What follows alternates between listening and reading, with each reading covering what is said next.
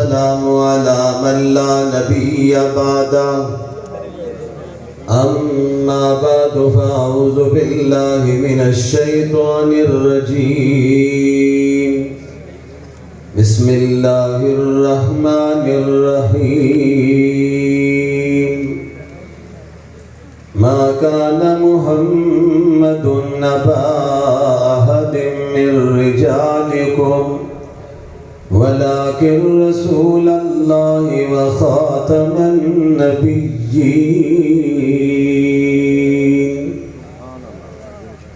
قال رسول الله صلى الله عليه وسلم أنا خاتم النبيين لا نبي بعدي قال رسول الله صلى الله عليه وسلم لو كان بعدي نبي لكان عمر صدق الله العظيم وصدق رسوله النبي الكريم يا رب صل وسلم دائما أبدا على حبيبك خير الخلق كلهم هو الحبيب الذي ترجى شفاعته لكل هول من الأهوال مقتحم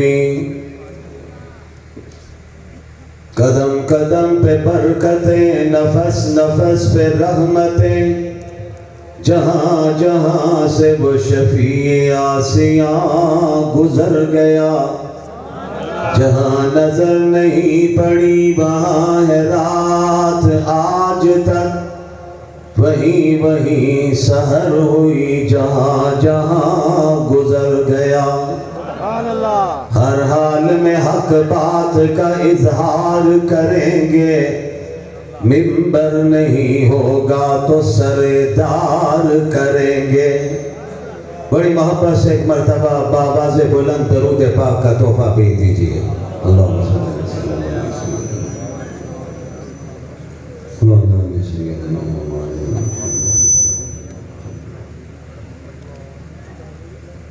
صاحب صدر مخدوم و مکرم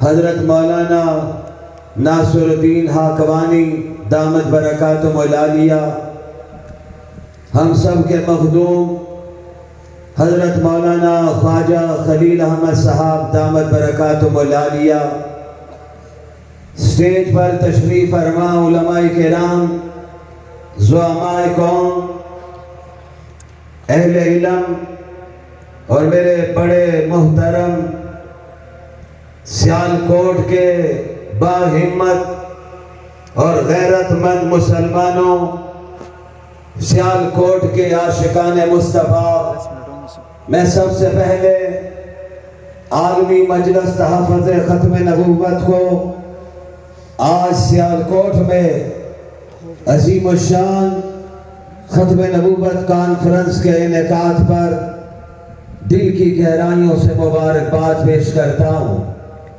آپ حضرات ہمارے فاضل مقررین کے بیانات سن چکے ہیں مولانا ایوب صاحب نے بڑا جذباتی انداز میں ہمارے بہت محترم جناب متین خالد صاحب نے آئین و دستور کے حوالے سے گفتگو فرمائی ہمارے عارفی صاحب نے حضرت امین گیلانی کا کلام سنایا ہمارے مخدوم حضرت مولانا منظور احمد چنوٹی کے صاحبزادے میرے برادر مولانا الیاس چنوٹی نے آپ حضرات کے سامنے گفتگو فرمائی حضرات محترم ابھی میرے بعد شہین ختم نبوت ہم سب کے مخدوم حضرت مولانا اللہ بسایا دامت برکاتہم العالیہ خطاب فرمانا چاہتے ہیں میں ان کے آپ کے درمیان حائل نہیں ہونا چاہتا ہوں حضرت مولانا عزیز الرحمن ثانی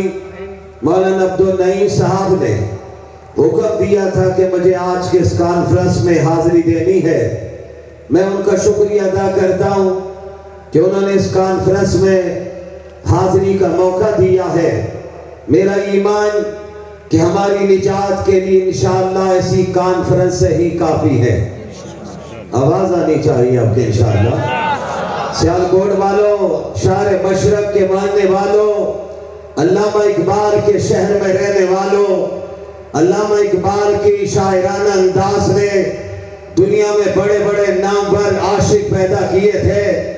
آپ تو سیالکوٹ میں رہنے والے ہو، علامہ اقبال کا نام لینے والے ہو، ہم بھی علامہ اقبال کا نام لینے والے ہیں۔ اور علامہ اقبال آج لاہور میں بادشاہی مسجد کے پہلو میں آرام کر رہے ہیں۔ میں نے اپنے اکابر سے سنا تھا، فرماتے تھے کہ اللہ کو علامہ اقبال کی کوئی نیکی پسند آ گئی، پروردگار نے ان کے شاعرانہ انداز میں، منظوم کلام میں، نافیہ کلام میں دنیا کے لیے پیغام دیا ہے۔ اور آج وہ مرد آہن، مرد کلندر بادشاہی مسجد کے پہلو میں آرام کر رہے ہیں۔ 5 وقت وہاں پہ اللہ کی توحید کے نعرے لگتے ہیں، میرے آقا کی ختم نبوت کے نعرے لگتے ہیں۔ آپ تو سیالکوٹ میں بیٹھے ہوئے ہیں، ذرا اونچی آواز سے کہہ دو سبحان اللہ۔ میں آگے ساتھ آپ کو لے کر چلوں گا۔ ہمارے محترم رفیق سفر پیر رضوان نفیس صاحب، صاحبزادہ پیر زبیر جمیل صاحب، صاحبزادہ حافظ عبدالصمد بھی اسٹیج پر بیٹھے ہوئے ہیں۔ جمعیت علماء اور دیگر تناظیم کے لوگ بھی اسٹیج پر موجود ہیں۔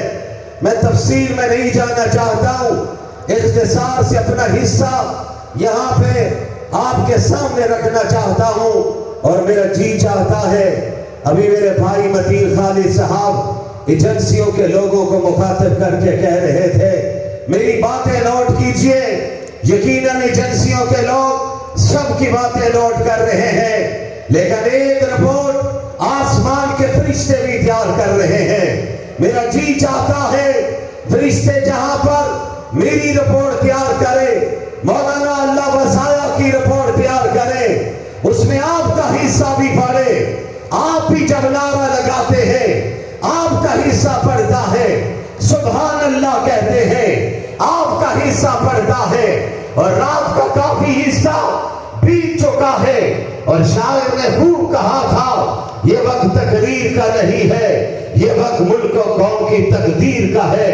شاعر نے کہا تھا، تو باطن میں اوپر کر ضبط فغاں، لے اپنی نظر سے دور زباں، دل جوش میں نہ فریاد نہ کر، تاثیر دکھا تقریر نہ کر۔ حضرات محترم، ہمارے اسٹیج سیکرٹری بھائی آپ کے سامنے اپنی خطابت کے جوہر دکھا رہے تھے۔ اللہ ان جوانوں کی جوانیوں کو سلامت رکھے۔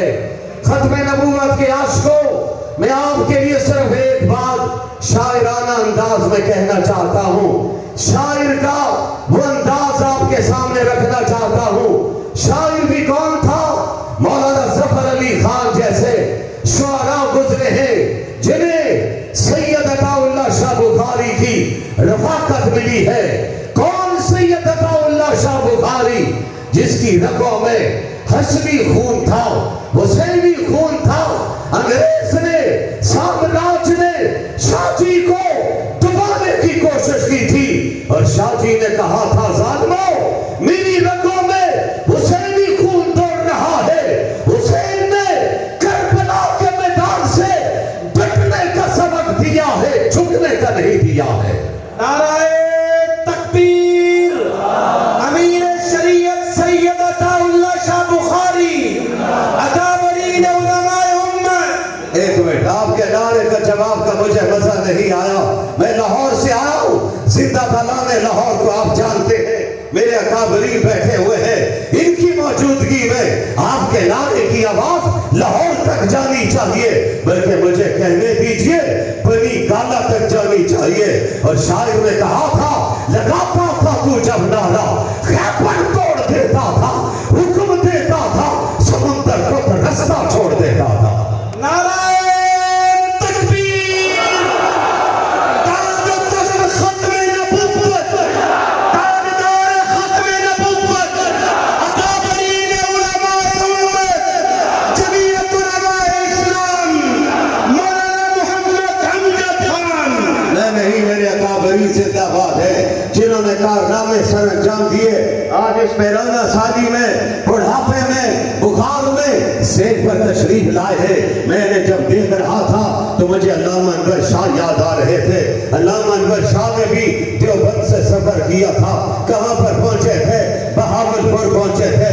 और बहावलपुर में जब उलमा ने इस्तकबाल किया, हजरत मौलाना अल्लाह वसाया मौजूद है, वो तारीख आपके सामने रखे हैं। लेकिन नौजवानों, मैं चंद जुमलों में बात कहना चाहता हूँ, गुलदस्ता पेश करना चाहता हूँ, पैगाम देना चाहता हूँ और ये बताना चाहता हूँ, नबी आते रहे, रसूल आते रहे, पैगंबर आते रहे, पैगंबर आते रहे, हादी आते रहे, राहबर आते रहे, रहनुमा आते रहे, कौमों में आते रहे, कबीलों में आते रहे। अरे मेरे नबी से पहले पैगंबर आए, 6 लाख की तादाद में आए। एक रवायत के मुताबिक 2 लाख से भी ज़ायद है, सारे पैगंबर आए। मुझे कहने दीजिए, कोई कबीले के लिए आया, कोई कौम के लिए आया, कोई बस्ती के लिए आया, कोई किसी वतन के लिए आया, कोई किसी शहर के लिए आया।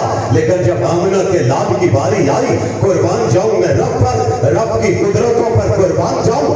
रब ने कहा मेरा पैगंबर आलमी पैगंबर आ रहा है। हमने उनके लिए घर भी बनवाया, आलमी बनवाया है, घर भी बनवाया, दादा जान से बनवाया है। हजरत इब्राहिम मिस्त्री बनते हैं, हजरत इस्माइल मजदूर का काम करते हैं। रब कहता है घर भी आलमी है, पैगंबर भी आलमी आ रहा है। किस शान से आ रहा है? गुलदस्ता को यूं पेश करूं, आदम आए सफीउल्लाह बन के, नूह आए नजीउल्लाह बन के, इब्राहिम आए खलीलुल्लाह बन के, इस्माइल आए ज़बीहुल्लाह बन के, मूसा आए कलीमुल्लाह बन के, ईसा आए रूहुल्लाह बन के और आमना के लाल आए तो हबीबुल्लाह बन के।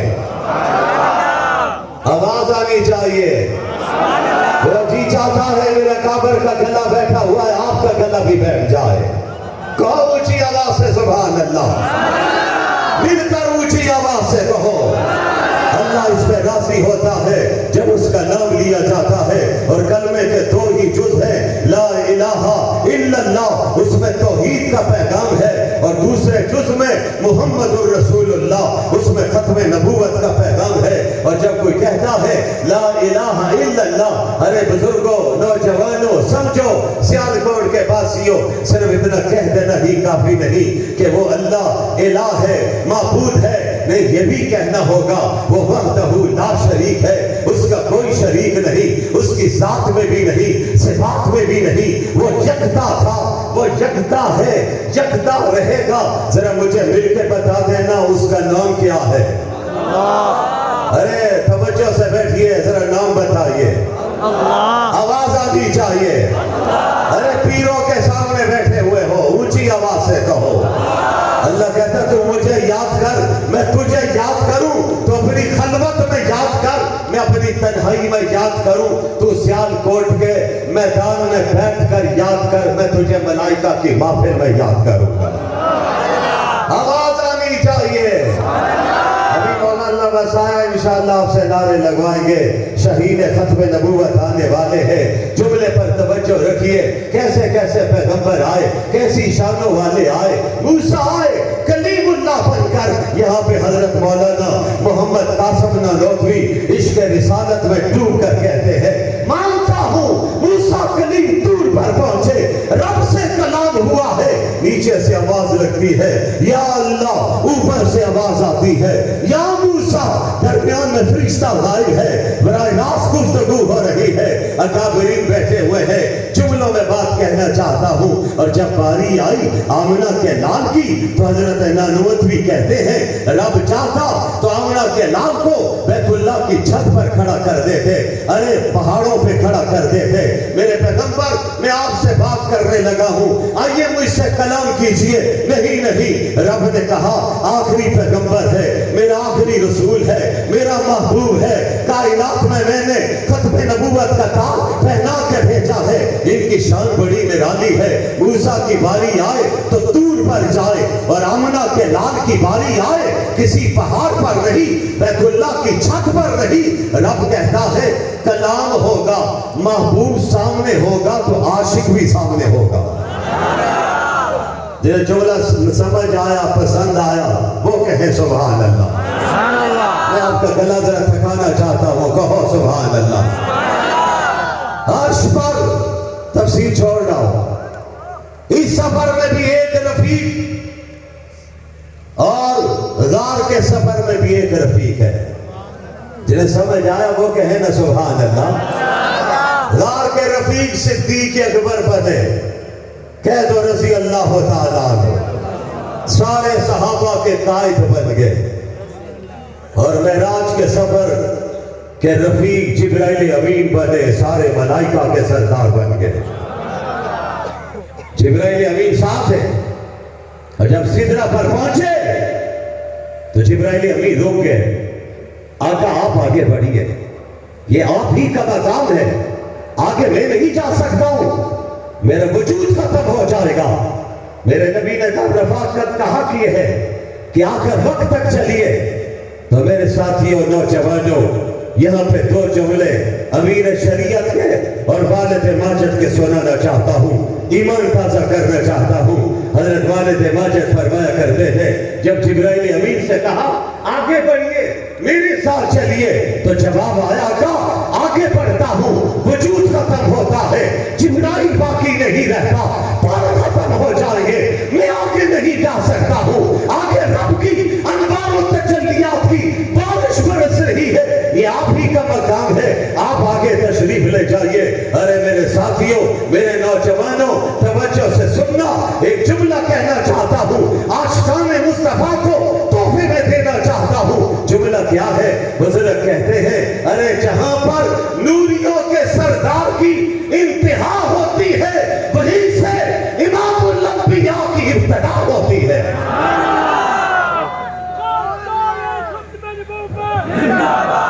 نوریوں کے سردار بھی پیچھے رہ گئے.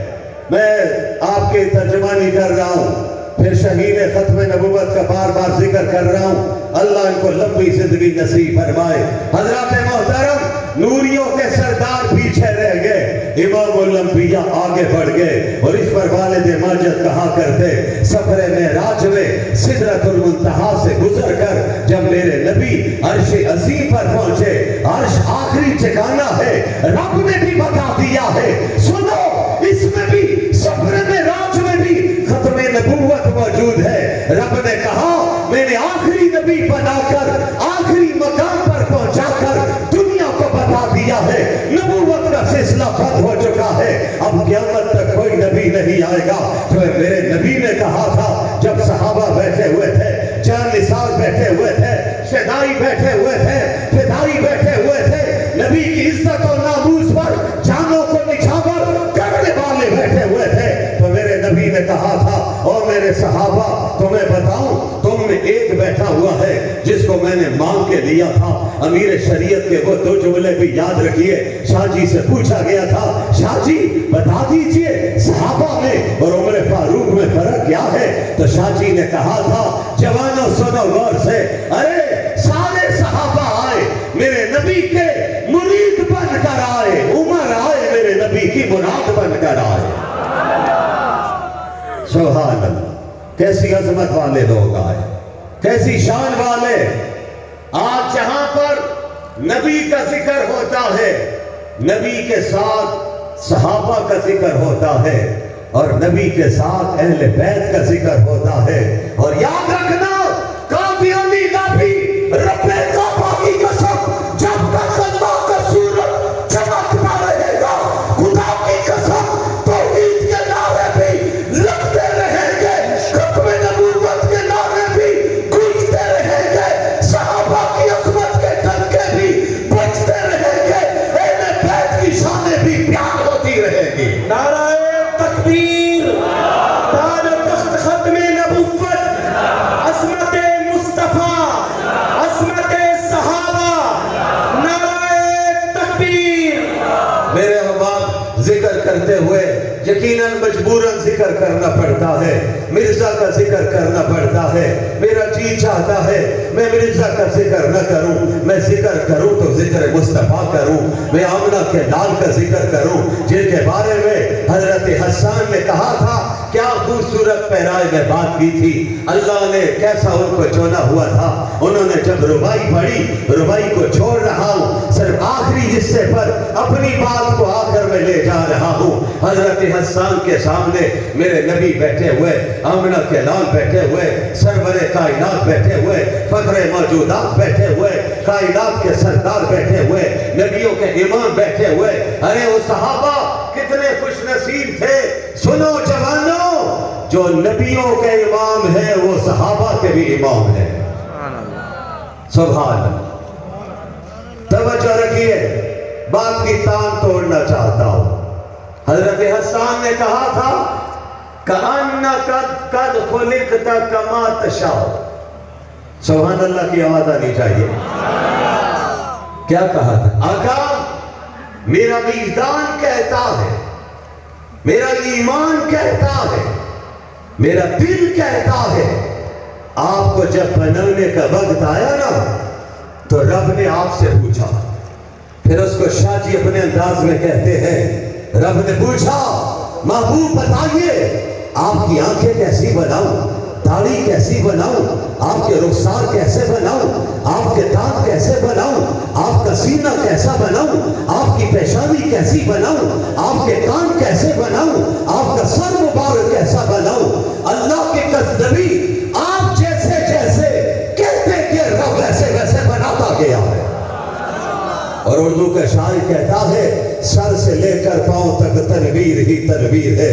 جیسے منہ سے بولتا قرآن وہ تقریر ہے, سوچتی ہے دل میں دنیا مصطفیٰ کو دیکھ کر وہ مصور کیسا ہوگا جس کی یہ تصویر ہے.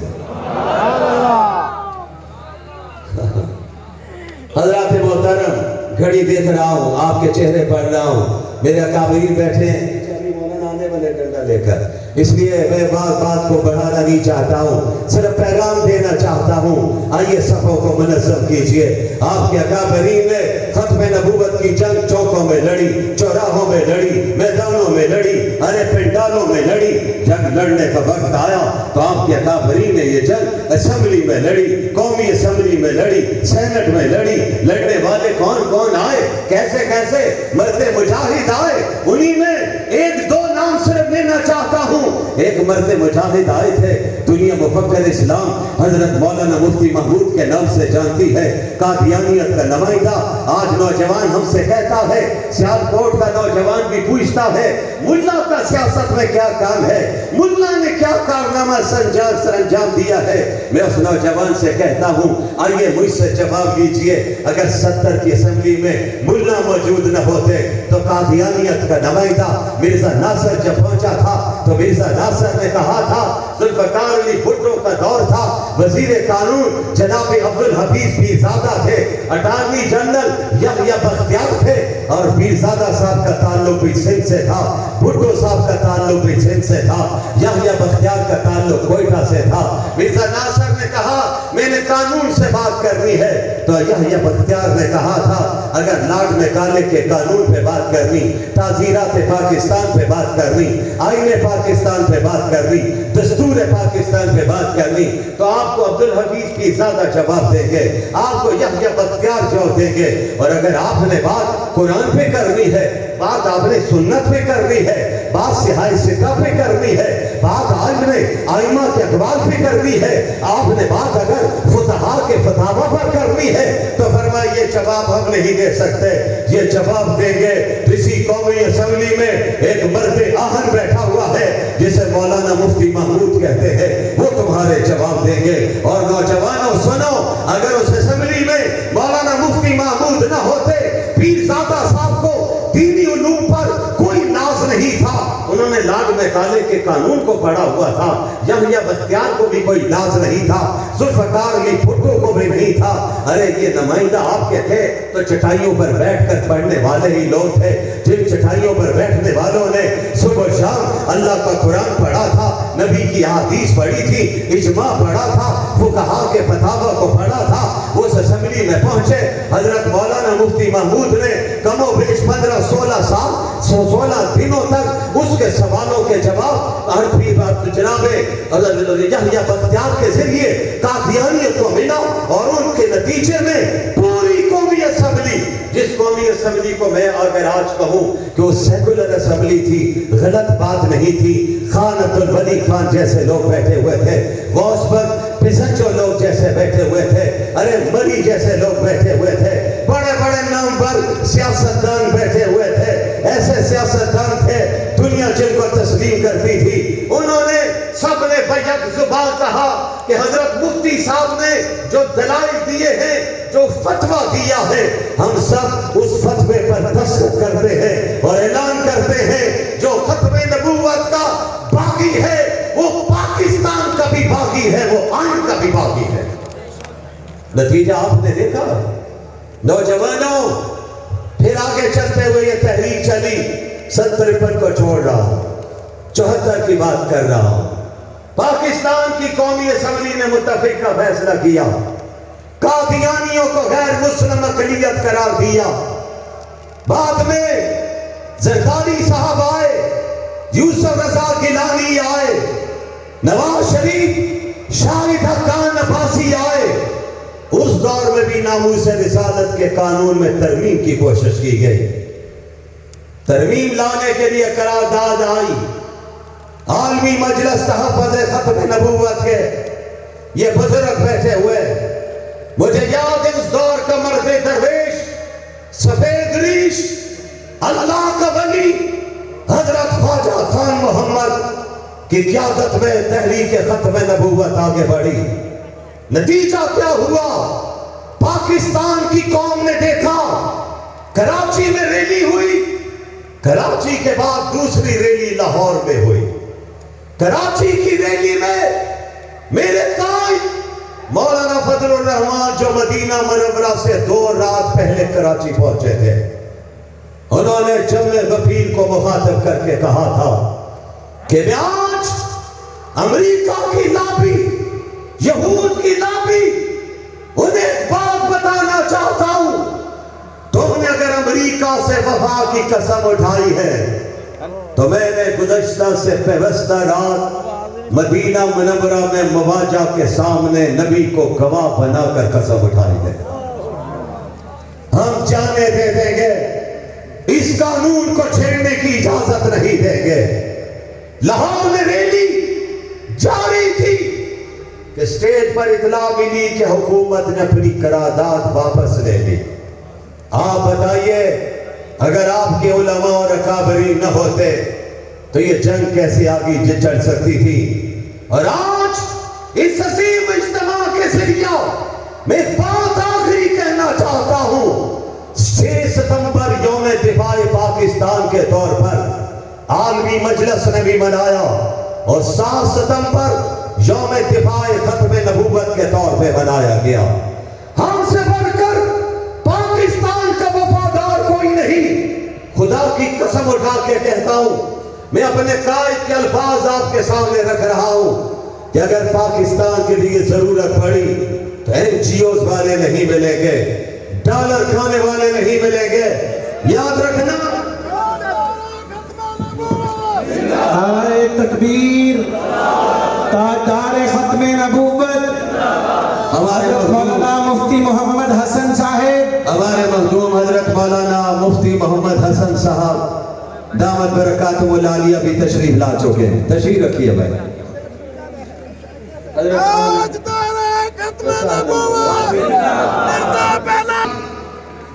پاکستان کے لیے اگر ضرورت پڑی تو دینی مدرسوں کے پیچھے ہاتھ دھو کے پڑھنے والوں یاد رکھو، پاکستان کے لیے خون دینے کا وقت آیا تو دینی مدرسے کا طالب علم بھی نکلے گا، استاد بھی نکلے گا اور جمعیت کا جیادہ بھی نکلے گا۔ آپ نکلیں گے انشاءاللہ؟ ذرا اونچی آواز سے ہاتھ لہرا کے کہو انشاءاللہ۔ اور آخری بات، ختم نبوت کے لیے بھی آج امریکہ اور اس کے حوالی، یہاں پہ ان کے نمائندے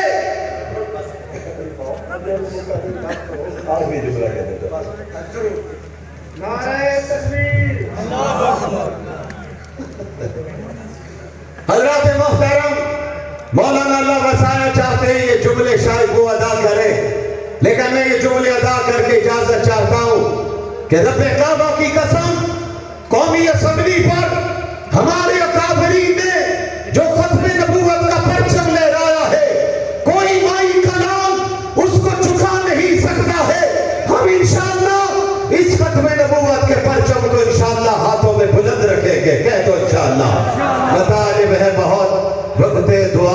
کہہ نہیں سکتا، الہی فضل کر اس کے سوا کچھ کہہ نہیں سکتا، الہی تڑپنے پھڑکنے کی توفیق دے، دل مرتضیٰ سوز صدیق دے، وآخر دعوانا اللہ